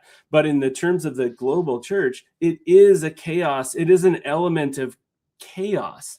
And what the question on my mind lately is, what is worth it to fight against the chaos? It's not necessarily like, how do we stop the chaos? We can't. You know what I mean? And so I think the TLC is actually everybody, like, this is kind of what the church has to be, because we're forcing, this spirit of individuality where we feel that our individual theology is more important than our collective, or we just cannot accept our collective unity while there are these differences, it's a chaotic thing. And I don't know how to describe it, except that, we end up pooling together these people who all frustrate each other. And it is exactly like that. Frustration is just inherent because we're forcing the hand of the church. That event, the only unity that will come, the only unified church will be on the other side of this great chaos where we figure out how to live together. I think I'm kind of losing steam on this a little bit now, so I want to shut up. But yeah, I mean, you sort of like when we see people defending church communities, like, well, I'm a Trinitarian and I don't want to give up, this church community. If becoming a Unitarian means I lose my community, that's not an invalid statement. It's just somebody on the other side of the fence. But more and more people, as time goes on, I think it's more and more people are going to I don't even know if it's called waking up or just not be able to live with certain things in churches. And we have to figure out a new way of community, rather than theological agreement. And we have to be able to see Christ in everybody. And I think that's what Christ was saying, basically, like, I brought a sword until human beings can see Christ in each other, all of us. There's just going to be more and more chaos, and that's not even a bad thing. We have to bring the chaos as long as it is something that is felt, believed, honest. And yeah, I don't know. Somebody respond. I think I'm rambling now. No, thanks, buddy. I mean, that's what I've been saying. Anybody else? How's my sound? It's better. Is it good. okay? My signal is terrible. New laptop, so who knows? Well, if Sam feels bad as the declared Unitarian around here, imagine being the guy that doesn't declare anything. I sent PVK an email on January 2nd of 2018 and have been corresponding with him for the first 5 years or so. I just privately corresponded with him and finally showed my face around here. And it's funny because literally on the 8th anniversary of my reaching out to PVK, I had a little talk with myself just the other day and said, maybe it's time for just some polite farewells, because I'm not sure that if I lean any harder into the way the world looks to me, I'm just going to have a whole bunch of uncomfortable conversations with people I actually like. And I'm not sure that serves anybody, right? So in a sense, when you were saying what you were a minute ago, Sam, I was kind of like, yeah, I was right there with you for a different reason, right? Mm-hmm. Mm-hmm. So in a sense, it seems obvious to me, and I think maybe, Luke, this is the point you've been trying to make all along. If you have any kind of group, community, whatever, that begins as a condition of participating in that community, a kind of self-labeling, a creed, say these words, statement of faith, any of those things, right? Before you're allowed to participate here, here's the words you have to say. Particularly if you were born into that, if you're multiple generations into that, well, now not only are you going to lose everything, you're going to lose your whole social life, you're going to lose whatever grounding you had in the world. If you don't say these words, well, you're sure as hell going to say those words, right? So if someone comes along to me and says, he holds a gun to my head and says, by the way, say these words, and I'll say, okay, so tell me them again. I want to make sure I get it just right? Because you've got a gun to my head. I might deprive I'll say, them pull of- the trigger. Pull the trigger, you jerk. Maybe you would. Many people in history did. Rest in peace, Michael Servetus, right? The idea that you would make a condition of participating in anything to say words, all you're doing is you're saying, I'm going to say these words so that I don't pay the consequences that you are about to impose on me, which means you haven't said anything, right? You don't actually know what a person believes. You just know what they say they believe. And of course, that's been something that's, bothered me all along about the whole subject of creeds, any kind of mandated speech, right? And it seems anathema to what I understand to be the teachings of this man, Jesus Christ, right? So, and again, Luke, I know you've been saying that all along. That's what, for you, confessionalism is all about. Now, I take it a step further, which is that I take the whole subject very seriously, and I never argue with a man's religion on his deathbed, right? I would never do that. Whatever it is that gets you vertical every morning is good enough for me. And so I tend to be extremely respectful around whatever the values are that hold somebody together and allow them to participate in a pro-social, constructive way in the world, right? So, remember, I came through this through the Jordan Peterson pipeline, like most people. And then just because, this sort of, interesting, sort of quirky pastor in Sacramento, California starts talking about this guy, Jordan Peterson. And then I find out his mom and my dad went to born in the same small town in Massachusetts in the same year. And I'm like, well, that's just too random. So I just reached out. That was my reason, right? Strictly personal. And then just watching this group form around him and everything that's come out of that. And what I noticed is all those people back then, they were saying something like, I just don't have anybody in my normal life where I can have these kinds of conversations, right? And that seemed to be what was driving it, is talking about the deeper questions, the meaning of life and so forth. And it seems to me that's the exact opposite of a creedal confessional approach to meaning. Anyway, I've said enough to get started. Thanks, Rod. I appreciate that. Yeah. Great stuff. Jess, are you ready? Or Alan? Alan came in. Alan sent me a message and said, I don't know what I'm going to say. Alan sent me a message and said, where's my link? Where's my link? I'm so sad. Well, my extreme anger took over, actually. I was originally sad, and then my extreme... You're lucky that I only had a few shots of Patron before this, or else I'd be really angry if I'd really been in my cups. I guess the only thing to add to this is, I agree with many of the sentiments we're talking about.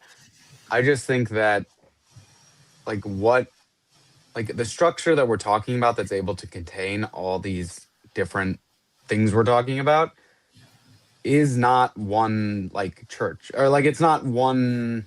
You could call it the church of it's the church of all believers, or it's the church of all people or something, but it's not the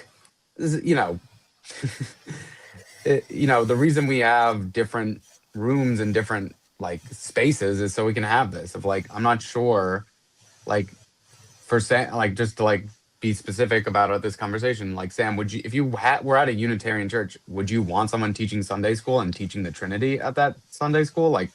What, or would you want a church where it's where you'd be no, you have to go to one of the Trinitarians churches now, So it's and I'm just being what is your idea of the hardest age to teach the Trinity to is about age 5 to 9. They don't tend to like it very much. So knock yourself out. But right about when they've lost faith in Santa Claus. Right. Yeah. At the why question phase, they can't handle it. Doesn't work very well. Listen, it's a spiral. You come back around to things. Sorry, Alan. Carry on. No, how dare you? How dare you, Rod? And I will remember this. No, but it's just yeah, it's okay. I'm not thinking if we were all Unitarians and it was a sect of, Trinitarians, I don't think you'd like hunt them down and be like, we must crush them. And, I don't think that you're that uncharitable, but it's there is a question of you probably, do we have churches where you don't have to have any beliefs that are the same? I just think that what we're talking about is more of a higher level of a society level question and not, but I'll let Sam answer the question. No, it's a perfectly fair question. My friend Will, who's a pastor of a Unitarian church in Louisville, Kentucky, who is one of my favorite people, he will allow Trinitarians to join and even take communion. And there's a process for challenging and updating the statement of faith that is relatively open and possible. And I think that that's kind of a cool idea. Is, statements of faith, I'm probably a little bit more pro you need some of that kind of thing than Luke is, although I have my moments where I'm as hardcore in that direction as Luke is as well. But like, how you should always remember that that's a human level thing, and at best is a human construction, and that it needs to be flexible and open to the truth that's bigger than what it's containing. You got to be open to the truth outside the truth you currently apprehend. Otherwise, you can't ever repent. And like a creed, if it's iconic, I've always said this, it's fine. Right. And the best creeds are stories. Like, that's why the Apostles' Creed never ruffled anyone's feathers, is it's like basically just the story of Jesus. It's very little propositional and very little metaphysics. It's like, Jesus did this, they did this, they did this, they did this, and they did this. Everybody happy about that? Great. Now we remember the biography of Jesus. Like, no one's ever disagreed with that one, because it's very little in terms of that sort of stuff. And a story can be, I think, more iconic than sort of metaphysical abstract propositions can, like what Luke is talking about. Hopefully that's at least a fair enough answer. Like, imagine the CRC. All right, so how could the CRC get rid of the Athanasian Creed? They could do it at Synod, but you have to remember, everyone who arrives at Synod has just reaffirmed it. So you would have to have everyone at Synod who just literally reaffirmed the Athanasian Creed, have someone get up during Synod and say, actually, in the past couple minutes, I have changed my mind, and give such a compellingly persuasive speech that, 50% or more of the people in the room suddenly also have the same change of mind, and then vote to get rid of it, right? Because the creed and all of the other confessions, Westminster, Heidelberg, Dort, all those other sorts of words, right? Those are preconfessions to even get into the room, preconditions to get into the room to even consider changing them. And so it's completely locked in. I don't even know how they would do that. Could I just insert something here? That little joke about Tiedemannism or whatever that came up a minute ago. I forget who it was that said it. Was that Chris? It was Chris. Don't tempt me, Rod. Don't tempt me. I will do it. If you back me into a corner, I will start the Tiedemannism. We now know you could, based on that show you put on in Chicago. Unitarian, Trinitarian. One of the things, there's so much I've learned for just hanging around this merry band of misfits for the last 8 years. All the labels, all the different doctrinal distinctions. I didn't know any of this stuff, right? But maybe it existed out there in the world before I came around here, but I really noticed it since, which is this emphasis on labels, this emphasis on distinctions. Like, you Christians, man, you've got a lot of words for a lot of things, and like some of you actually know, the entire historical context for each one of these things, right? And it's just not something that I'd really ever encountered before until I started hanging around here. And I made a little comment in PBK's video a couple of days ago where, suddenly I'm a business type. Like, he had a label for me too. I'm like, wait a minute, what? Rod Hare, business type. Right? It's like, what was it, Bob Dylan? I contain multitudes, right? Like, the idea that a label would like that I would embrace a label, it seems anathema to me. Like, you could describe me, you could say things about me that would describe me, male or American or white or bald or right. You could say a lot of things that would describe me, but I wouldn't do that to myself, right? Like, I wouldn't assume an identity. I just am me and all the things that make that up, right? So that's always struck me as a little bit odd, right? It doesn't really track with the way I think about how to be in the world. So in a sense, that may be where the problem starts. It's like, well, we're not like those people. We're different in this way. And now we need words to say that. And you better say those words. Otherwise, you're not on the right side of that line. You see what I'm saying? Anyway. And that's why I don't want to start the Tiedemannians, is that, my whole effort has been in the direction towards greater unity and not greater distinction. And being able to create churches that could handle the divide that Alan was sort of pressing me on. And what would it mean to do our best to get along together and not necessarily just erase each other's identity or forget all the history of the last 2,000 years. Although some of it I wouldn't mind emphasizing slightly less. It doesn't need to be forgotten, but we can put it in some nice little book on the shelf and not pay attention to it very much. But that I agree, Rod, that I don't like the labels. I don't like the divisions. And my direction has always been fighting towards greater unity and less distinction. And I hope my actions have been in line with that, even though most people think I'm trying to do the opposite. What happened to Jess? He comes and goes, I think, because of work stuff. All right. If Gray, I don't know, Gray's internet sucks. Ryan or Rigel? Yeah, I'll go. First of all, hey, Luke and Sam, it's good to actually talk to you guys in person. I've emailed you guys, but I don't know if I've ever talked to you in person. I've grown a lot from both of you in the past few months. Luke, specifically in the personalist knowing side of things, and then Sam in the biblical Unitarian. I had no grid for either of those before coming to the TLC, and they've been super helpful. And the framework, background about me: I work in a full-time ministry right now. I work at a church. Just came back on staff at a church. A vineyard church. You just emailed me, Ryan. Okay, I see your email, and now I have I remember some of the context. Yeah. So I just came back on staff at a vineyard church in northern Indiana. But my framework that I sort of see as helpful is relationships are primary. It's the big circle. Within the relationship, big circle, I see two smaller overlapping circles. One, I see creeds. I think creeds are helpful, but they're way, way less important than forming relationships, having a relationship with God and also having a relationship with other people. So when I say relationships, I mean both a relationship with the divine, with God, and then relationship with other people is what I mean by relationships. And then creeds can be helpful.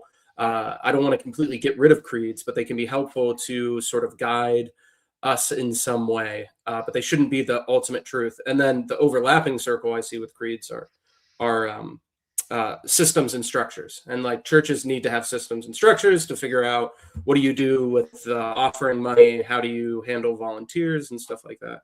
But I guess my two questions for Sam are mostly, but if anyone else has anything they want to jump in, is as somebody that's brand new to the biblical Unitarian thing, and idea, is what are some resources that I can look at to learn? Because what I don't want to do is ask you all of the questions that you've been asked at least a million times in your life and be that annoying person that asks those questions.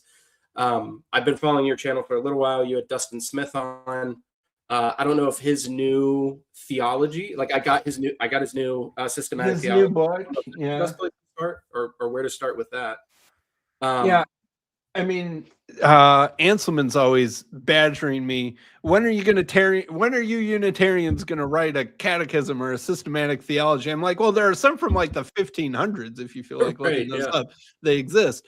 But I think that Dustin Smith is my friend Dustin Smith, who is the host of the Biblical Unitarian podcast, which I joke with him about, is that there's more than one Biblical Unitarian podcast. So that's very presumptive to grab the definite article there, but he's much better at giving straightforward answers to straightforward questions than I am. His new book is also pretty good, his Systematic Theology of the Early Church.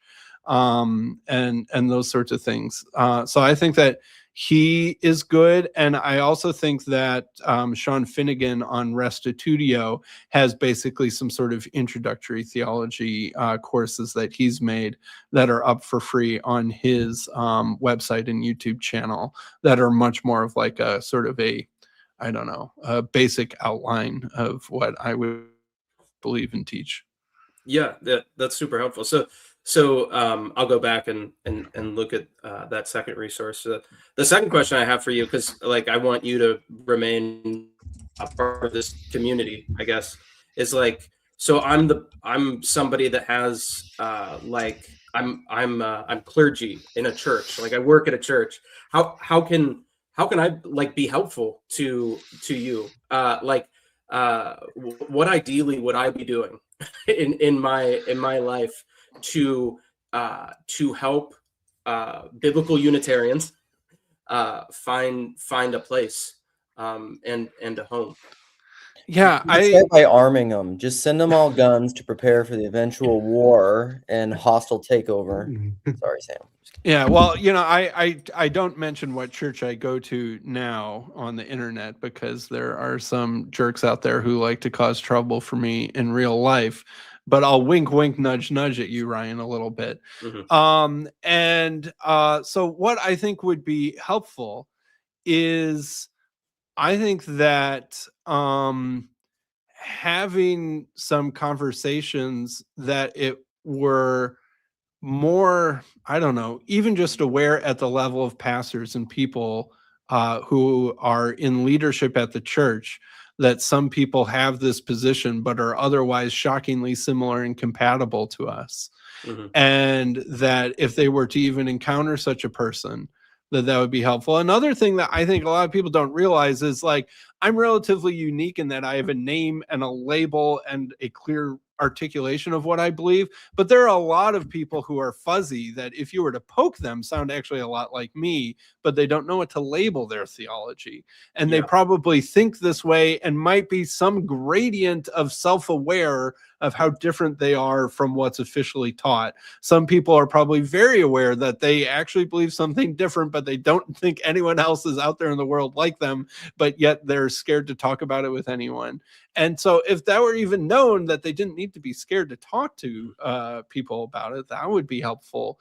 And like I think somewhere between 25 and 50% of people are actually in some version of that blurry category in a vineyard church in Northwest Indiana, you know? So like this isn't just like some random few people like me. This is probably a decent chunk of the people who have fuzziness. That's probably the better word on these sorts of subjects. And if it could be talked about in a way that didn't feel like, if I can't ask questions about this because as soon as I do, I'm getting kicked out, that would be helpful. And so some amount of public awareness at the leadership level, and that even some amount of communication at the lay level, I think would be really helpful. All right, I need to. Rigel hasn't spoken yet, and I gotta go. I feel like a crazy person. I have to like go do something else. This is like, there's only so much of this I can handle. Although I love you all, it's been a great conversation.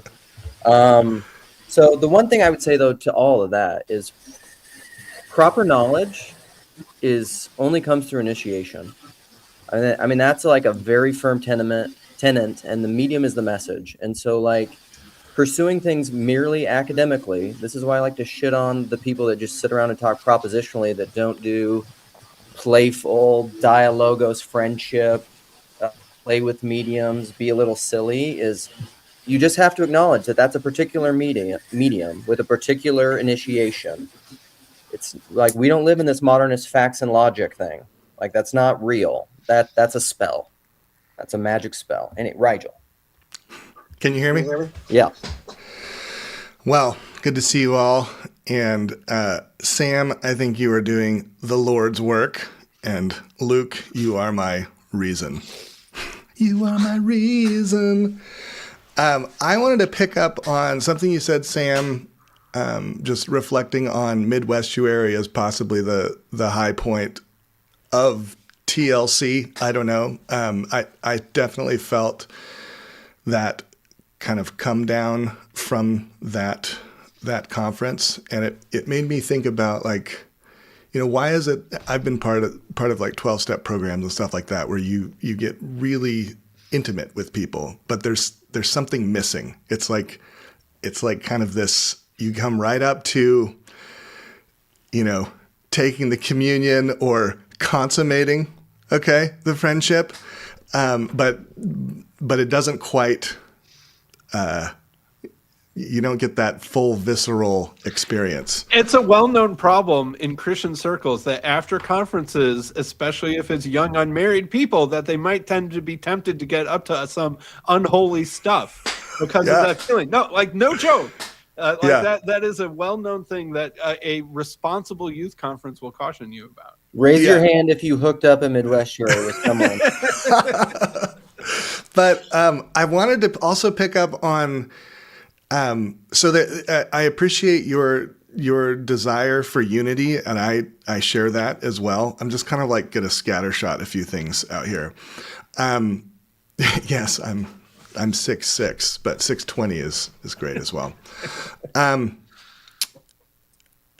I thought that